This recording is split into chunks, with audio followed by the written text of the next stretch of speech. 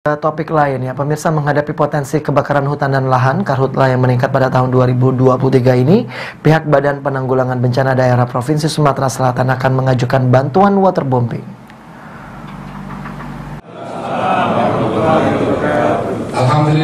Menghadapi potensi kebakaran hutan dan lahan karhutla yang meningkat setelah adanya informasi El Nino yang kemungkinan akan aktif pada musim kemarau tahun 2023 ini, pihak Badan Penanggulangan Bencana Daerah BPBD Provinsi Sumatera Selatan ajukan bantuan waterbombing.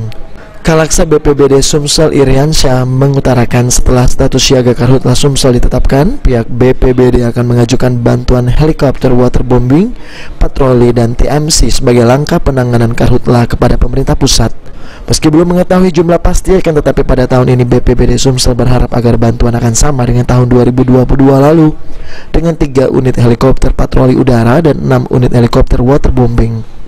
Selain melakukan patroli lewat udara, patroli karhutla juga akan dilakukan di darat oleh petugas gabungan dari BPBD, TNI, Polri, dan regu pemadam kebakaran.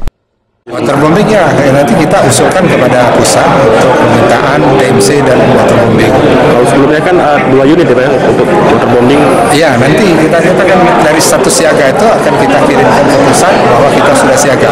Dari status siaga nanti pusat akan membantu heli patroli dan waterbombing dan TMC. Nanti kita dukung dari pusat, tergantung dari pusat nanti. Ya, kita harapkan seperti yang tahun kemarin ada heli patroli 3, heli waterbombing itu ada 6.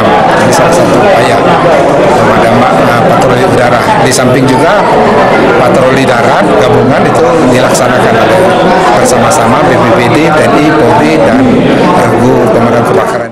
Dihimbau kepada masyarakat untuk tidak merusak lingkungan serta tidak membuka lahan dengan dibakar pada musim kemarau mendatang. Sandi Pratama, PAL TV.